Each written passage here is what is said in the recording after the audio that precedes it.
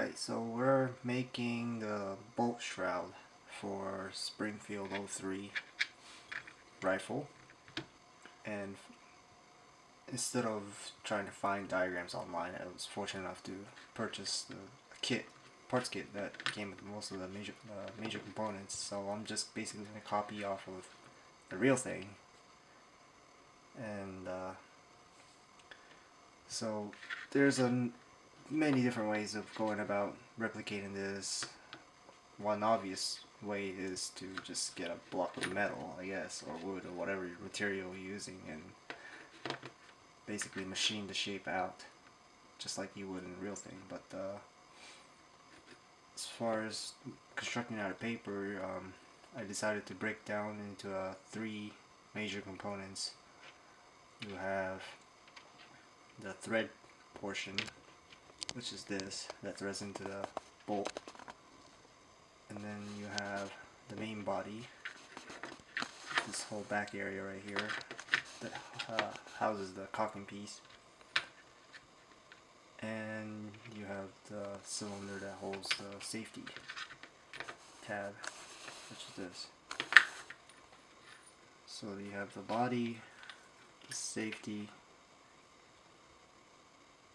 or the thread safety, and then the main body.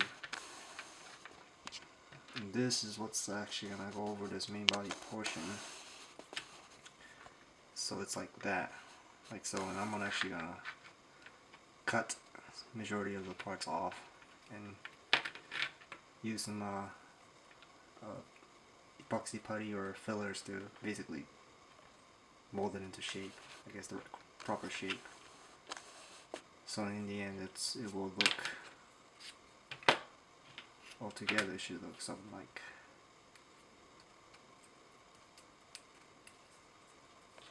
that. Yeah, but you get the basic idea. And for this part, the trickiest portion is getting the thread put on the paper cylinder. And again, there's many different ways of doing it. One of it was just basically take a file and you can cut into the paper. Only problem is that the layer of paper could tear away. The preferred method I use is I use super glue to fasten on a wire, and depending on how wide the thread is and how deep the cut is, you're gonna have to decide on which gauge wire you want to use. And to do this, what you do is get the minor diameter of the thread, which are the grooves, and then the major diameter, which is the overall diameter, and you figure that out, and then get the correct size gauge paper, wire you want, and you would just basically wrap that. You get the minor diameter of the thread, that's the paper cylinder, and then you take the wire and wrap the wire around into a correct, what do you call it, a pitch or distance, whatever you call it, and you super glue that in place. And what I did is I filed it down a little bit to where it's all even, and I wrapped one additional layer of paper around and used the file to basically get the paper into between each grooves and just coat the thing in super glue. That way it would prevent the threads from tearing off. And so yeah, that's it. As far as the base of the cylinders, you could most of the drill sets would have the proper diameter for each component you will use. Like the safety cylinder is a 1/4 inch, and if not, you can always add a couple layers of paper or tape to get the proper diameter of each component. And one thing you have to be careful is that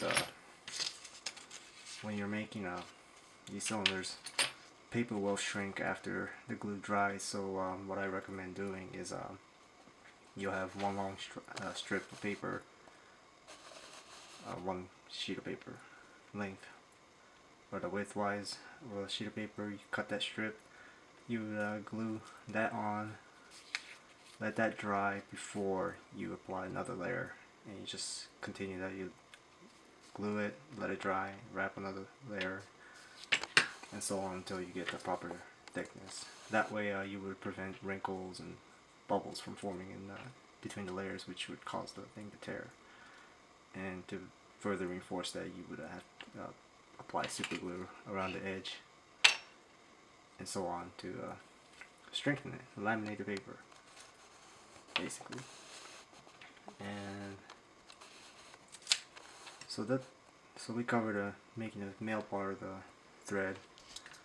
To make this female portion, it's actually quite simple.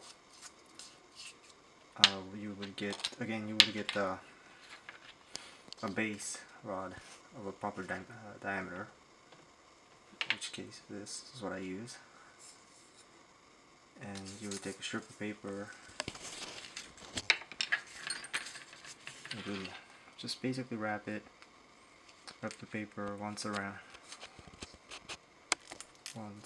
to where it clears the rod. Light dab of glue and just stretch it out,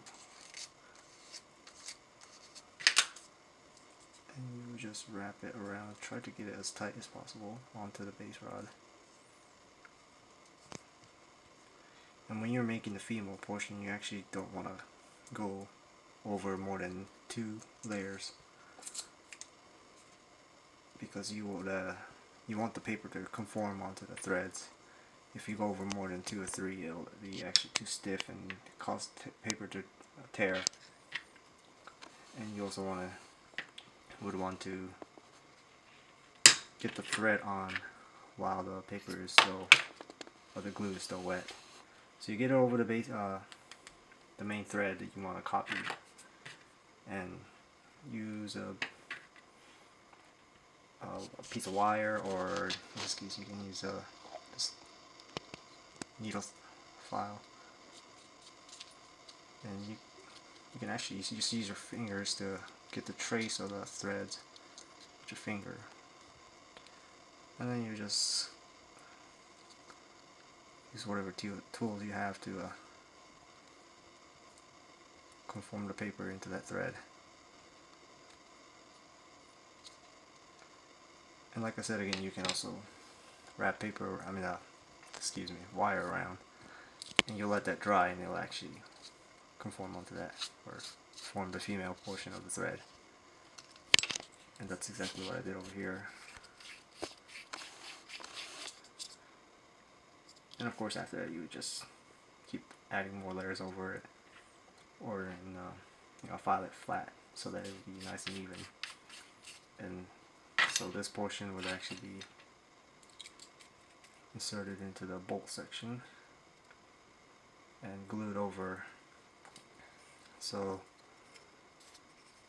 that's what I got right now. So we'll see what happens.